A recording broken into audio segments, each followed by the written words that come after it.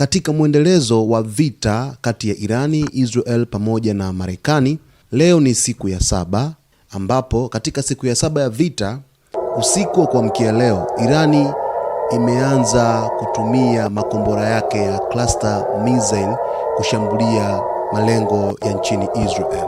Cluster missile ni aina ya kombora ambalo hubeba mabomu mengi madogo madogo ndani yake badala ya bomu moja kubwa. Yaani kombora moja linakuwa lina vilipuzi vingi katika kombora hilo.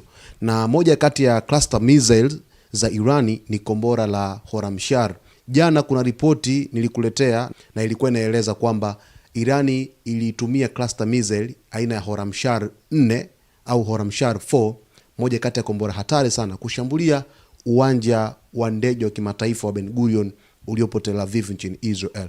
Sasa usiku wa kuamkia leo pia, kupitia video mbalimbali ambazo zimeonyeshwa moja kwa moja kutokea Tel Aviv, Israel, kwamba Irani imetumia cluster missile ambazo zimeshambulia moja kwa moja malengo nchini Israel. Na Israel yenyewe kupitia tovuti ya Jewish Breaking News na tovuti zingine zimekiri kwamba ilikuwa ni ngumu kuweza kuzuia makombora hayo, kama unavyoona kwenye video hapo kwenye screen yako.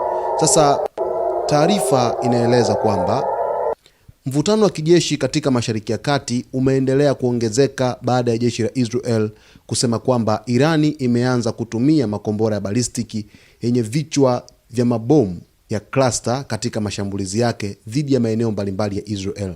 Hatua hiyo imezua hofu kubwa kimataifa kutokana na hatari kubwa ya silaha hizo kwa raia na maeneo ya makazi.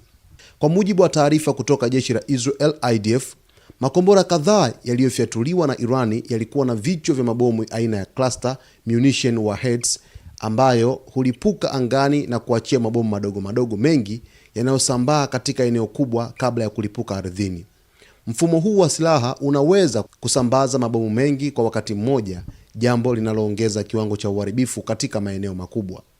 Silaha za cluster hufanya kazi tofauti na bomu au kombora la kawaida. Badala ya kulipuka mara moja, kontena la bomu hufunguka angani na kuachia mabomu madogo yanayojulikana kama submunitions au bomblets. Mabomu haya husambaa katika eneo kubwa na kulipuka pindi yanapogonga ardhi au lengo.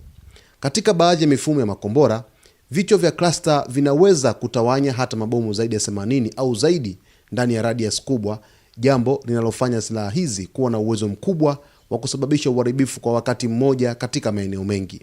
Ripoti zinaeleza kwamba baadhi ya mabomu madogo kutoka kwa makombora hayo yaligonga maeneo kadhaa katikati ya Israel wakati wa mashambulizi ambayo yamefanyika usiku kwa mkia leo. Polisi na maafisa wa usalama nchini Israel walisema baadhi ya athari zilizopatikana zilionekana kuwa mabaki ya mabomu madogo kutoka kwa mabomu ya cluster. Mashambulizi hayo yanakuja katika kipindi ambacho vita kati ya Iran na Israel pamoja na Marekani vinaendelea kuongezeka Mashariki ya Kati, huku pande zote mbili zikifanya mashambulizi ya makombora, ndege pamoja na droni. Ripoti mbalimbali zinaonyesha kuwa Irani tayari imerusha mamia ya makombora na droni katika vita hivyo tangu kuanza kwa mzozo wa kijeshi mnamo Februari 28. Lakini pia hii si mara ya kwanza kwa Irani kudaiwa kutumia mabomu aina ya cluster katika vita dhidi ya Israel. Ripoti zinaeleza kuwa silaha hizo pia zilitumika katika mapigano ya mwaka 2025 kwenye vita vya siku 12, yani 12 days war, ambavyo Irani ilidaiwa kutumia makombora ya vilipuzi. Irani ina aina mbalimbali za makombora ya balistiki yakiwemo Kadri, Shahabu na Horamshar pamoja na Fatah, ambayo yanaweza kubeba aina tofauti tofauti za vichwa vya milipuko ikiwemo cluster warheads. Baadhi ya makombora haya yana uwezo wa kufika umbali wa hadi kilomita 2000 kulingana na toleo lake. Kumekuwepo na wasiwasi mkubwa wa kimataifa kuhusu silaha za cluster. Silaha za cluster zimekuwa zikikosolewa sana na mashirika ya haki za binadamu pamoja na taasisi za kimataifa kwa sababu ya hatari zake kwa raia. Mashirika hayo yanasema silaha hizi mara nyingi husambaa bila kuchagua malengo ya kijeshi pekee, na mabomu madogo ambayo hayajalipuka yanaweza kubaki ardhini kwa muda mrefu na kusababisha maafa kwa wananchi hata baada ya vita kumalizika. Kutokana na hatari hizo, nchi nyingi duniani zilisaini makubaliano ya kimataifa yanayolenga kupiga marufuku matumizi ya silaha za cluster. Hata hivyo, baadhi ya mataifa yenye nguvu za kijeshi bado hayajasaini makubaliano hayo. Matumizi ya silaha hizi yanatazamwa na wachambuzi wa usalama kama hatua inayoweza kuongezeka kwa hatari zaidi na kuenea kwa vita katika eneo lote la Mashariki ya Kati. Kadri pande zinazohusika zinavyoendelea kutumia silaha zenye nguvu kubwa, ndivyo hatari kwa raia na miundombinu muhimu inavyozidi kuongezeka. Na usiku kwa mkia leo, wakati Irani imetupa cluster missile pale nchini Israel, katikati kabisa mwa nchi ya Israel, ving'ora vilianza kusikika moja kwa moja kuwataka raia wakae katika mahandaki kama ilivyokuwa kawaida kwa taifa la Israel, kuwataka raia wake kujitenga kabisa na maeneo yaliyokuwa na mikusanyiko, maeneo yaliyokuwa wazi, lakini maeneo ya kimkakati zaidi, ili kuweza kuepuka madhara ambayo makombora ya Iran yamekuwa kipiga moja kwa moja katika taifa hilo.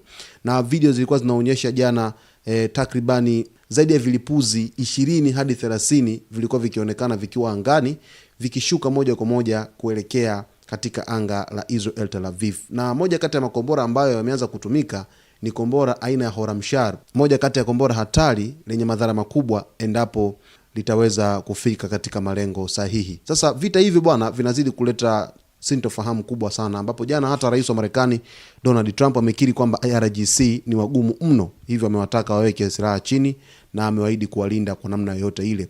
Of course kuna vitu vingi vinavyoendelea, tunasema vimbwanga ni vingi kwa sababu hali ya sintofahamu inazidi kuendelea huko Mashariki ya Kati, ambapo wimbi la mashambulizi linazidi kuendelea, Irani akipiga kambi za kijeshi katika ukanda wa Mashariki ya Kati na kupiga maslahi yake yote, lakini bado Israel na Marekani yenyewe wakizidi kufanya mashambulizi kwa kutumia ndege zao za kivita pamoja na makombora ambayo wamekuwa wakiyatumia. Hata pia rais wa Marekani Donald Trump alisema kwamba anaweza kupeleka kikosi cha ardhini moja kwa moja kuingia nchini Irani ili kuweza kupambana. Na baadaye waziri wa mambo ya nje wa Iran Abbas Araghchi baadaye akaja kaeleza kwamba wako tayari na wanawasubiri na hawaogopi chochote kwenye vita hivyo ambavyo sasa hivi vinazidi kuendelea. Ni kama vile Iran amejifungua kulikweli kwenye vita hivi na ameamua kutumia nguvu zake zote ili kuweza kusambaratisha adui yeyote katika ukanda wa Mashariki ya Kati. Kiukweli nchini Israel kuna madhara ambayo ni mengi yanatokea, lakini takwimu zimekuwa haziridhishi na kile ambacho kinaonekana au kinasikika kutokana na mashambulizi ambayo Irani imekuwa ikiyapeleka katika taifa la Israel na sehemu nyinginezo. Huku mashambulizi ya Lebanon yakiendelea, bado Hezbollah wanarusha roketi nyingi sana kuelekea Israel wakijitahidi kuzipangua, lakini pia mkuu wa majeshi ya Israel El Zamir ameamuru vikosi viweze kuongezeka zaidi na kufanya mashambulizi mengi zaidi kwa kundi la wanamgambo la Hezbollah, huku raia wakitakiwa kuhama hapo katika maeneo ya kusini ya Lebanon pamoja na Beirut, kote huko wakitakiwa kuhama nchini Lebanon. Basi kwa taarifa zaidi, mtazamaji wetu, endelea kuungana nasi wakati wote, ambapo utakwenda kufahamu yote yanayojiri katika anga za kimataifa siku hii ya leo, ikiwa ndiyo kumekucha. Usiache kusubscribe ni kuombe, lakini kulike